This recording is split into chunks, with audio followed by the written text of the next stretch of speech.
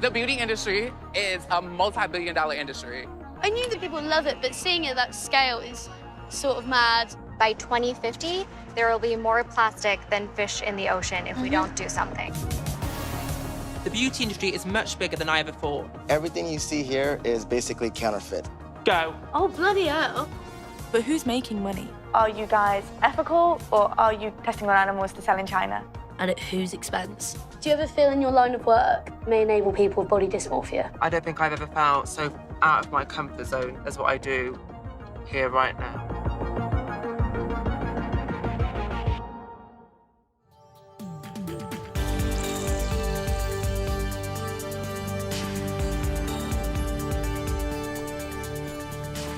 Me and Vesh visited a farm in Mexico to see how Candelilla wax, the common ingredient in cosmetic products, is made.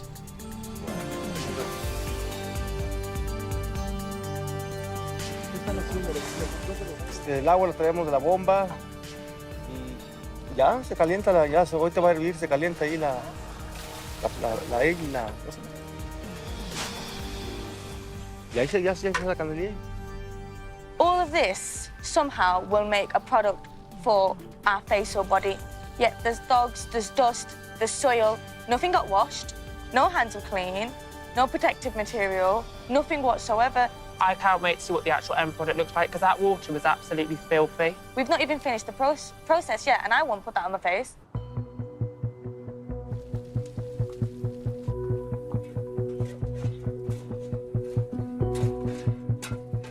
What's the next step from this point? Bueno, en estos momentos es el culminante donde se le agrega el ácido sulfúrico, que es muy peligroso. Where does the sulfuric acid come from? El ácido sulfúrico lo traen las que compran la Cera. Did they ever give you safety goggles, overalls, you know, acid-proof gloves, any of that type? No. No, okay. I was attacked with sulfuric acid on my 21st birthday, so I know just how dangerous this chemical can be. Is he going to pour that like that? Is he going to pour it like that? It's straight from into the bottle? Es peligroso. Has he not got no gloves, no nothing? No. But he just picked that up from over there.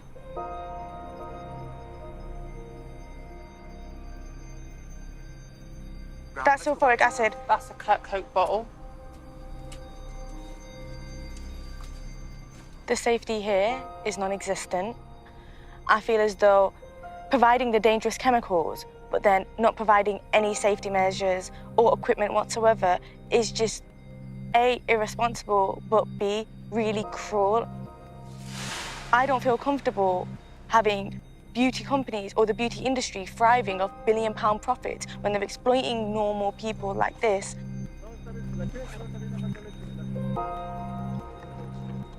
So because the acid has now come out, we've got to put on this protective equipment so that we can stay and watch the final processes of how it all works.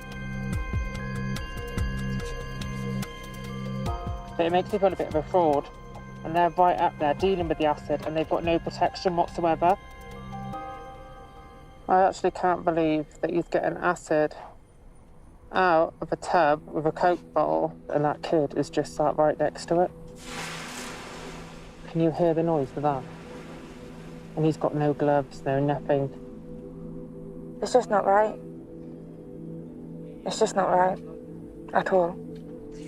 Look, he's just there, like, look, with a half bottle of Coke, pouring it all. That's crazy. That is absolutely crazy. It's splashing everywhere. How they don't get seriously hurt, I don't know. So now the acid has been added, what process is going on right now? Cuando ya empiezan ellos a colar lo que es la cera de candelilla. En estos momentos todavía sigue siendo muy peligroso porque está emanando toda la sustancia química. So obviously we're having to wear masks, but you can sort of still smell it in the air. Y esto se ve ya en la salud a plazo de 15 a 20 años, pero es muy lentamente ese proceso de afectación hacia los pulmones. It's made me feel very let down that an industry I've always trusted is allowing stuff like this to go on. They're using sulfuric acid to generate Candelilla wax, which is then going into beauty products. And one of my beauty products I use on my sulfuric acid burns to cover it up. So I think that's really ironic in a very sick and twisted way.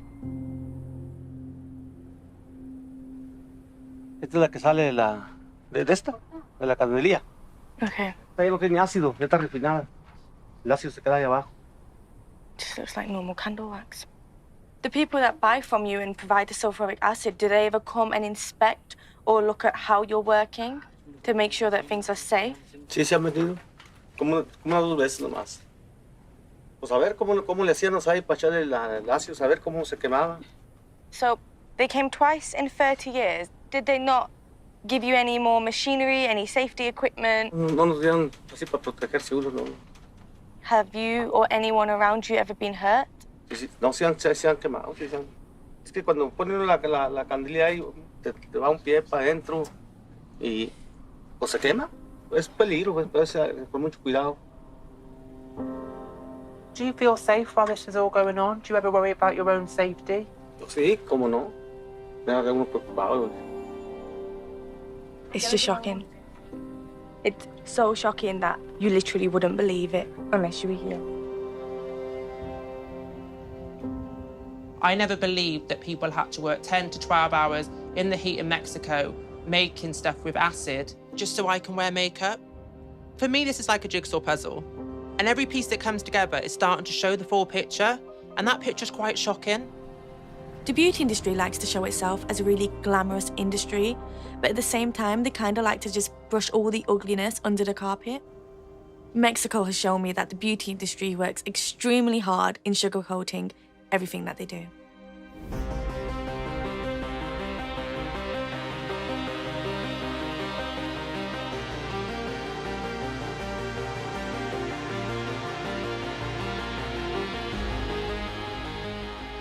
I would describe the beauty industry as quite exploitative at the moment and quite manipulative as an industry as a whole. But it doesn't have to be, and I'm sure there are parts of the industry that isn't like that.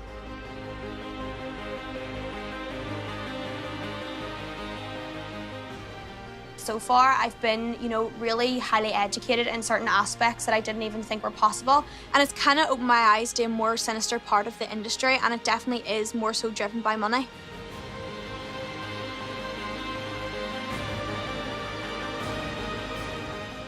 I buy makeup to make myself feel really glitzy and have confidence, and it's just a shame that behind the scenes, it's just all about money, money, money.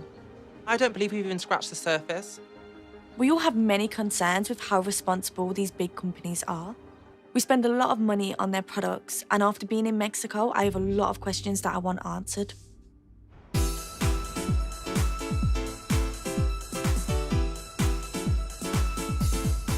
So today we're actually going to the headquarters of Benefit Cosmetics, and we're actually meeting up with the founder's daughter. And I'm genuinely so excited because I've been using Benefit products for years and years, so I literally cannot wait. We've learned so much on our journey, and I think it's great that now we can go to a big brand, speak to them, and put all our questions to them. I really hope she's not really PR trained or something. Benefit Cosmetics are owned by LVMH, which own lots of luxury, fashion and beauty brands. What's been quite hard is realising that loads of companies don't realise the side effects of their products. Beautiful. This is so nice. Through and let them know we're here. Wow. This is so camp. It's So like I'd love this to be my bedroom. I think it's really important that brands that are this big are held accountable for their actions. Hi. Hello. Casey, lovely to meet you. So nice to meet you. Hi, I'm Chloe. Welcome to Benefit, you guys. Thank you so much. This is like so exciting. What I want to do now is actually show you guys around the office and chat. Great. Cool, let's go. Okay, guys, so 1976, that's when my mom and aunt, Jean and Jane, opened the first Benefit store here in San Francisco. This is the department that finds the formulas, the shades, the applicators, everything is custom. Now, we're gonna go into, basically, this is like a testing room. Guys, I want to introduce you to Jared Bailey, our global brow expert. Hello, nice to meet you. So this is what's called a gondola. Here in our offices, we have this, a full setup so we can figure out where everything goes, and it's very strategic. So first and foremost, this top, we call this the top shelf. This is the most important part of the gondola. So whatever is our focus for our company is going to be here, putting mirrors on the gondola so you can actually try product. It's lit. So you get nice lighting, which are all important aspects of then feeling good about the product and ultimately buying it. All the models displayed here are female. So do you think that would speak to a man if they come in to buy the makeup from this display? You're right. Currently, and I'd have to double check, you probably already did. I did, I looked You at them. did. Yes, right now there are no men on here. However, I know that in the US, for example, they are using some men, and we feature them front and center, A+, like, you know, location on our gondolas as well. My eyes are lighting up. The packaging's so nice. I love the packaging of all this stuff. You know, we've been waxing brows in our boutiques since the 70s. Jean and Jane, before they started Benefit, they were former models. Woo! So they knew how important eyebrows actually were. So far we've had the very, PR-heavy Benefit tour. It sucked me in a bit, honestly. So I'm excited to get to know what's lurking beneath Benefit. I've started noticing on this little trip we've had around America so far that there seems to be quite a push to wellness and healthy things. Sure. How's that affecting your products or your product formulations? We are not necessarily yet considered with a check mark a clean brand, but we do have a heavy focus on our environmental impact. And what about the actual packaging? Are you trying to make that recyclable? Right now, you know, we're working towards that. We're not there yet. Do your consumers know that they can't recycle stuff? You know, we haven't really been asked that quite often, to be totally honest with you. Cute, right? Yeah, I like it like this. I'm really interested as the tour goes on to really get down to the nitty-gritty things. Does Maggie know what ingredients go into her products? Just as an observation, walking around your headquarters, there isn't a whole lot of diversity because you're at the top of this pyramid, you know what I mean? Do you feel as though you should have more diversity at the top that would filter through? Yeah, so with that, you know, this is really just one part of something much bigger. Throughout the veins of these offices, there's so much diversity that really flows through it. You saw a very small picture. Unfortunately, yeah. You saw a very small. In one of your products, there's a thing called Candelilla wax. Okay. And myself and Resh went to Mexico, and we've seen where they source Candelilla wax and what the method is. There was a family working there without any gloves, without any masks, without any protection. They're working probably, say, 10 to 12 hours a day, and they earn $15 for making batches and batches of Candelilla wax. I can't say that obviously that Candelilla wax comes from the farm that we've seen that's in your products. I mean, clearly that's a terrible situation. Those kind of stories give me chills. LVMH, our parent company, ethically sources all of our raw ingredients. I would be very surprised if that particular farm in those kind of conditions made its way into one of our products. Will you do more investigation to see if it's actually come from the farm that we were in Mexico? We will absolutely, and I know the head of product development, and we can check in on that for sure. So you mentioned you're a global company, and you also mentioned your parent company. They are very ethical in the way they source their products. So if you're a global company, does that mean you also sell to China? Yes, we sell in China. So the standard in China is that animal testing must be done there. So I'm confused. Are you guys ethical, or are you guys testing on animals to sell in China? Sorry. We're complying with the Chinese rules and regulations in order to preserve the Chinese consumer who is purchasing the product. Has Benefit ever tested on animals apart from in China? After leaving Benefit, fair play to them, they let us stay to the end. However, I still don't believe all our questions were answered. It's really frustrating. Beauty, like anything else, is just another big business. We do have power as a consumer to make that choice sometimes, and things should change, and we should want change.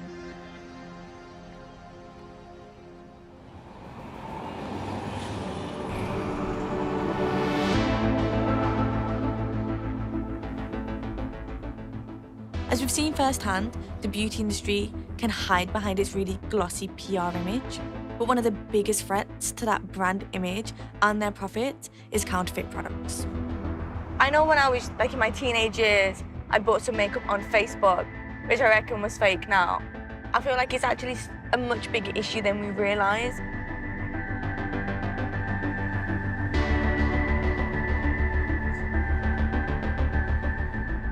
Chloe and I have both bought counterfeit makeup in the past, so today we're meeting up with a private investigator who works with these big brands to get these products off the streets.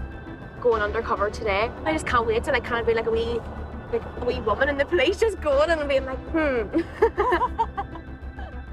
So not everyone can afford, obviously, the high-end and more expensive brands, so I definitely can see where people would be tempted to buy counterfeit makeup.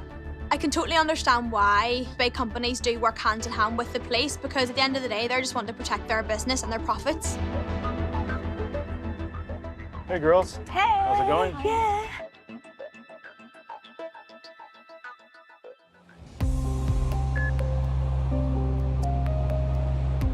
What exactly is it that you do then? Our job is working with brand owners. Usually the brands contact because they've gotten a tip or they heard about issues in the area. Which type of brands have you worked with so far? We've worked with brands like L'Oreal and Chanel and MAC. Most of our clients are not interested in the sellers. They want to get to the distributors and the people that they're buying from. Once we authenticate the goods as counterfeit, we'll go back with a letter called a cease and desist letter. We use that as leverage to try and get that retailer who's selling counterfeit goods to tell us where they're getting the product from. So we're going to send you girls undercover. I'm going to get you guys geared up with cameras. Once you get out there, act normal. You guys obviously blend in very well. That's why we picked you to go undercover down here. Ask them to show you around. And the more you ask for the person's help and you play dumb, the more information they're going to give you.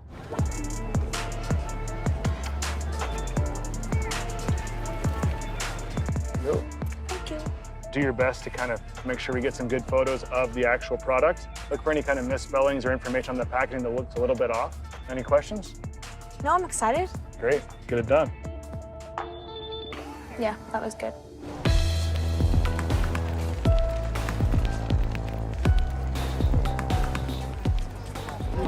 Oh my god, the James Charles palette? Yeah. It's the same. Okay. But this is a copy, this is original. Oh, okay. How much is this one? 25. How much is this one? 20. Oh, so just $5 different. Yeah, that's all. I want to get something fancy. I only have the jacket in your palette. Could I get this one? I'm gonna. Yeah. Thank you. $90. Yes, that's done. Thank you. So what'd you guys find? All the big brands were there. We got Kylie Cosmetics. Wow. James Charles. Yeah, and I have this palette at home. So as someone that's in the space, what do you think of the product? What does it look like? You can tell by looking at it, it's fake. You know, look at that image on the back. Yep. But like, not everyone would know that. They claim to have the real one for an extra $5. Oh, really? Yeah. So they told you the real one's an extra $5, so they're pretty much telling you this is not the real thing. Yeah. There were 3 items for like $10, when in a normal world, like 3 items would literally cost you like $60. Look at how this one's filled. Look at, there's something wrong It's with like that. separating. Yeah, so what we will do is we will tag all the evidence so we can proceed with enforcement. Great work, guys. Most times counterfeit makeup is so ridiculously cheap, and it does make you kind of wonder like what's actually inside of them. Maybe they've been made in wee dodgy factories and have dodgy ingredients in them perhaps.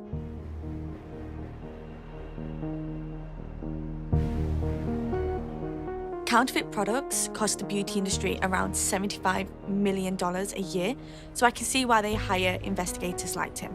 But I want to know if they're just protecting their profits or if there's any risk to the consumers that buy these counterfeits. Welcome, guys. Oh, hi. Hello. This is our LAPD evidence room. Oh, wow. Oh my gosh. What the hell?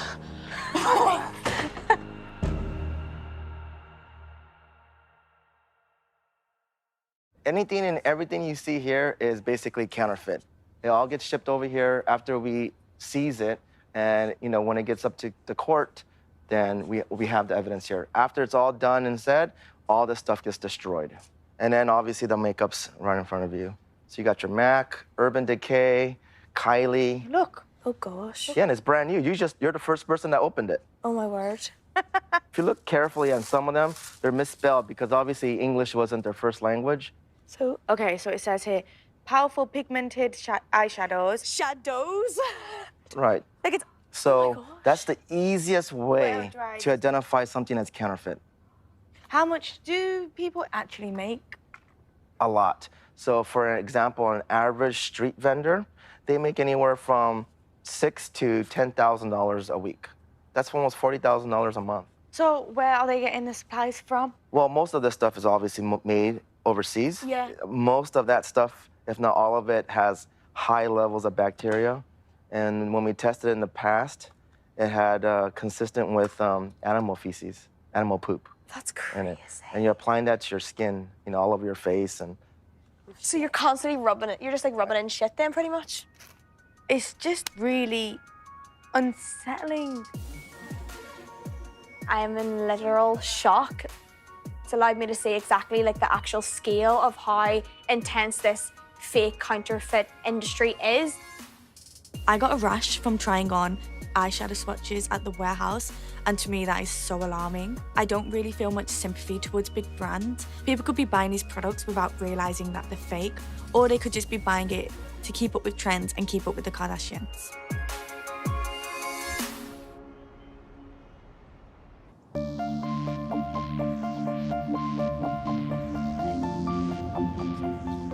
Seeing how much profit can be made from beauty products, whether they are real or fake.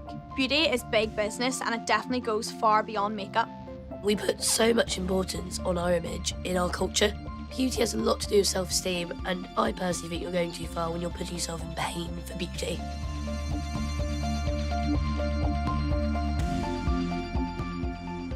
In America, the number of people getting Botox in their 20s has increased 28% since 2010. Cosmetic surgeons have also reported a rise in people wanting to change their appearance just so that they look better on social media.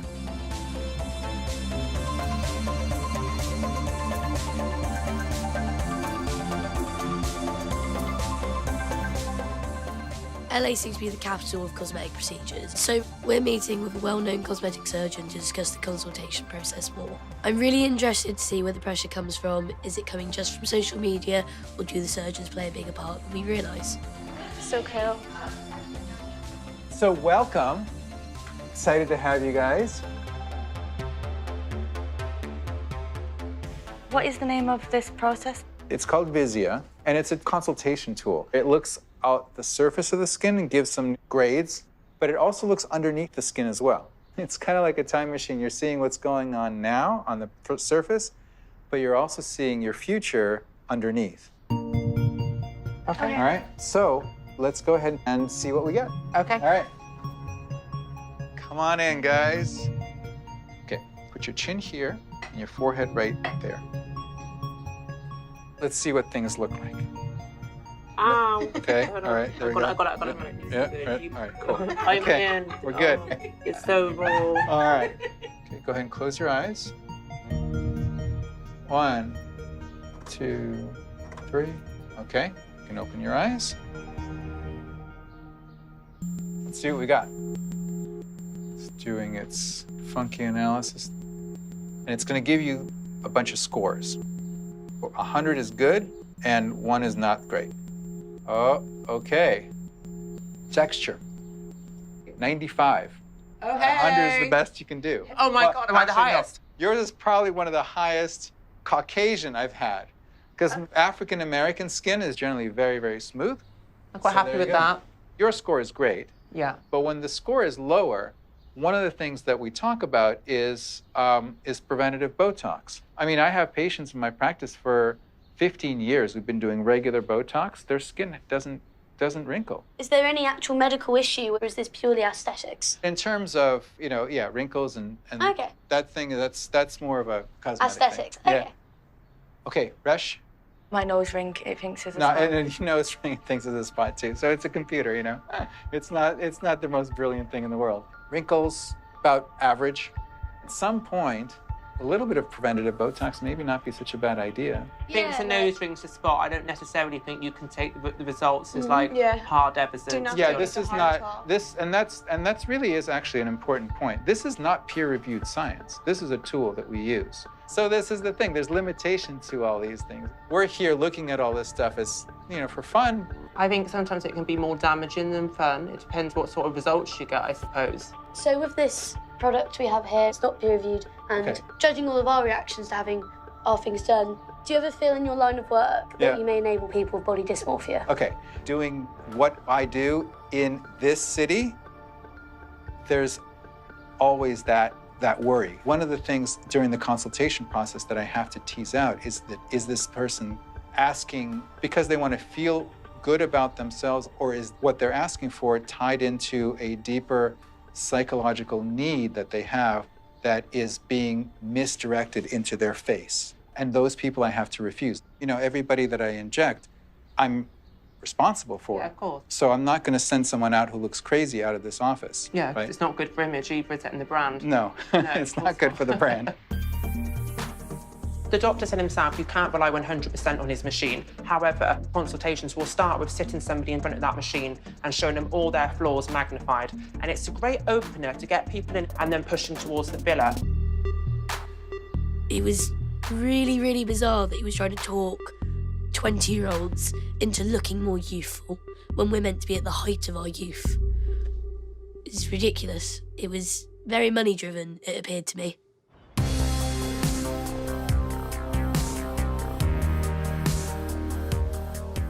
LA definitely seems to be image obsessed.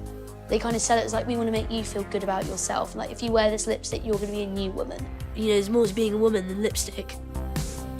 Even though we've seen a dark side to the beauty industry, I still believe that makeup can have a positive impact on people. Makeup has given me so much confidence, and I really want to see if it can give Queenie that much confidence too.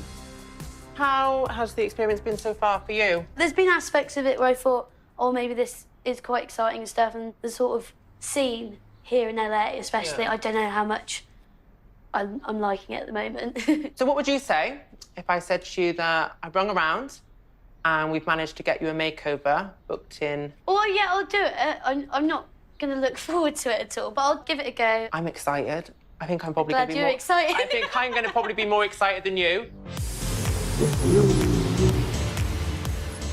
I'm really nervous about the makeover.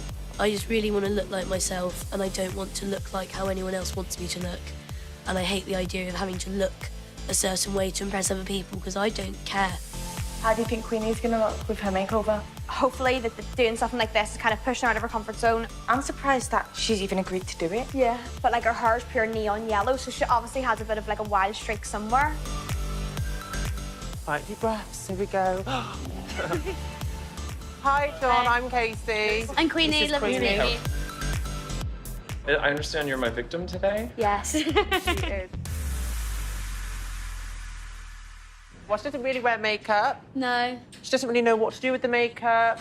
So I thought, who better to bring her than to you? I think it should be our vision, and then we get her opinion on it later for the reveal. Okay. So she's completely blind, but Okay. All right. let's do this. Let's do that. Be kind, please. So what would you be thinking? I don't know what to expect.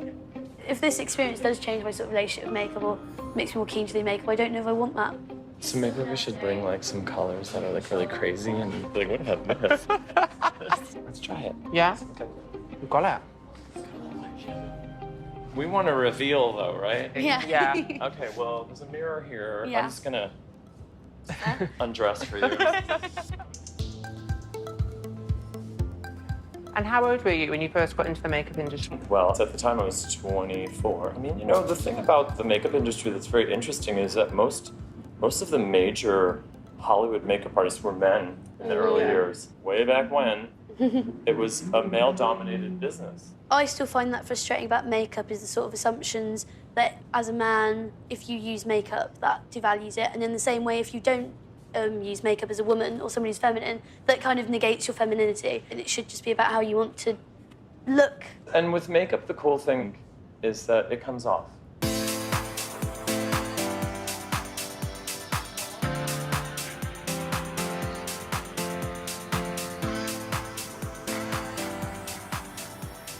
1, 2, 3, go. Oh, bloody hell. Shiny. What do you think, though, honestly? Yeah, you are shiny. Oh, God, that's so glam. Do you like it? It's so not what I was expecting. Okay, what were you expecting? I don't know. I guess it is having the confidence to look really glam and be outside my comfort zone. Thank you, John. Hi, guys. You put me on the side of the street.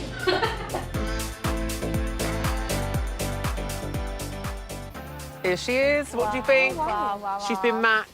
It looks really nice. I'm glad everyone thinks so.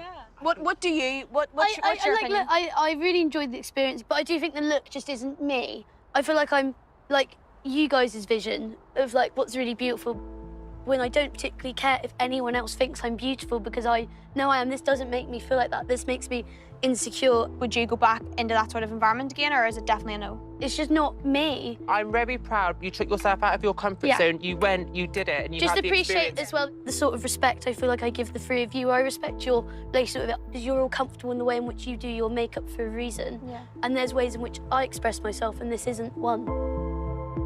Obviously, makeup can be a really transformative, empowering thing. I just feel very like I've just conformed and I've lost the uniqueness of myself. I don't want to look like anyone else. I want to look like me.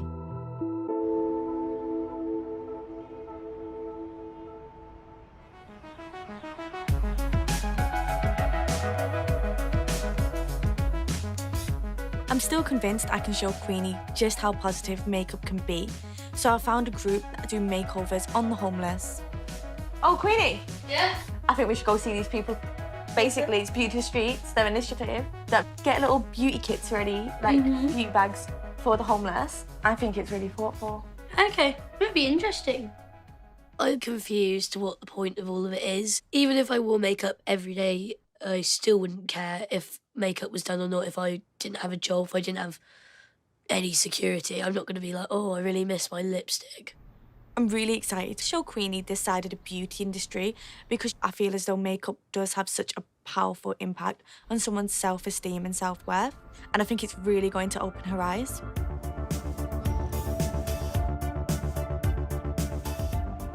Where are we actually going? We're going to downtown Skid Row section. I don't go there very often. I have to warn you guys, it's a little overwhelming.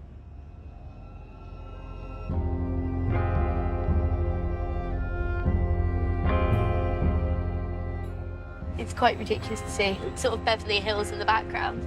And then within about half hour, 40 minutes, we're down here. How is this even happening? I don't understand. Well, because there isn't any infrastructure and people don't care and people think you can fix it with mascara.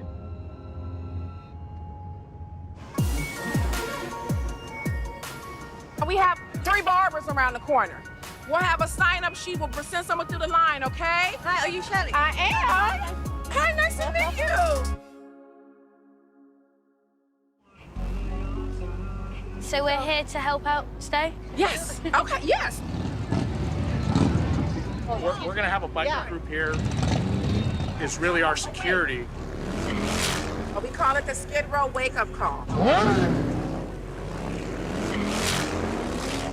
And if you guys get into an issue, just come grab one of us. We'll be around you the whole timing. Would you like a lip gloss or a blush? We have eyebrow tint. Eyebrow tint. Alrighty, you have it. So the makeup used by the group is donated by brands and the volunteers tend to work in the beauty industry. It's really nice to see how brands are recognising the psychological power of makeup instead of just focusing on profit. So when did you first start doing this? 3 years ago, I started helping out the homeless, feeding the homeless with another organization. And everyone was more interested in my hair and my makeup than they were the food. And it just occurred to me to help out the homeless and do hair and makeup because it was something I was good at, I can do. So I started telling people, and of course I got a backlash saying, you should put that money into getting them housing. And I'm like, that's not it's beyond our control. It's beyond me. Sometimes you got to meet people where they are. So how important do you think it is beauty and makeup to like sort of communities that are like homeless? Yeah, I think hair and makeup is really important. I don't think people understand the correlation of hair and makeup and self-esteem. Yes. I mean, even as people who have houses, we want to feel good. Yeah. Of course, it doesn't change much. Yeah, she's like, She like that? Let me see. Ooh, sexy, sexy. Good job. You're welcome.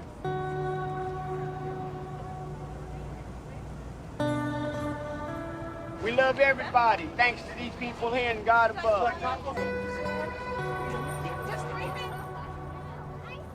When you put this on, only use a little bit of this one because you've got quite light skin anyway.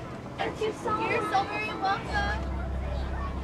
So have you been homeless for a long time? Yeah, I have been homeless for quite a while. Skid Row is a city of homeless. Every day you go through trying to get food, trying to go through your day. So do you think the makeup is an important part to everything that's happening today? Yes, I absolutely think makeup is how we show love to ourselves. You put a little bit of mascara, it already changed your mood. I completely agree. You know? Yeah, Makes you happy. I know.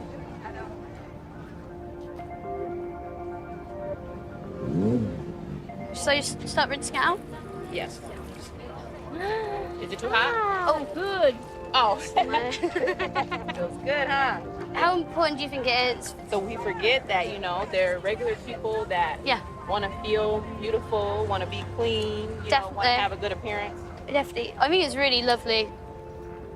You know, I was a bit more confused, I guess, about the makeup aspect of it. It just felt like they just could be giving out packs of it. But obviously, what I think is nicer is that it's people who work within this industry giving directly back to people that would feel excluded from it usually. It's really nice and it doesn't feel hollow to me in the way some other things can do. It does feel very genuine.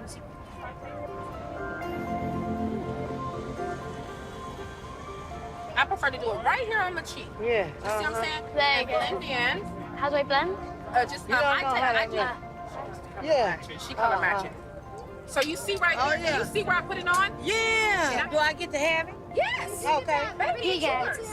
Okay, thank you guys. Let me see. You got nothing. Let me see. How would you rate the young ladies' services? Should I keep these women on? Definitely. Definitely keep them on. Okay, thank you, love. Thank you so much. All right. Thank you so much, love. Cheers. Okay. It was really lovely meeting Shirley, and I think the work she does is actually amazing. The way in which makeup was used was a lot different to how we've seen it being used previously, and a lot more exciting and interesting way. My views that makeup can be powerful and empowering have just all been reinforced. Being homeless is obviously an incredibly difficult situation to find yourself in, but just because of bad circumstances doesn't mean that you don't deserve to feel and look beautiful.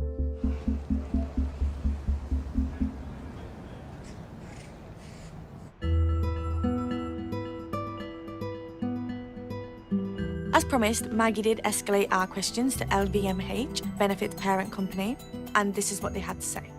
Benefit Cosmetics adheres to its supplier code of conduct, which sets out requirements on working conditions. We strive to control the traceability and transparency of the supply chains of the wax used in the formulas of our products worldwide, including Mexico. Benefit Cosmetics does not test their products on animals and are deeply committed to the elimination of any animal testing.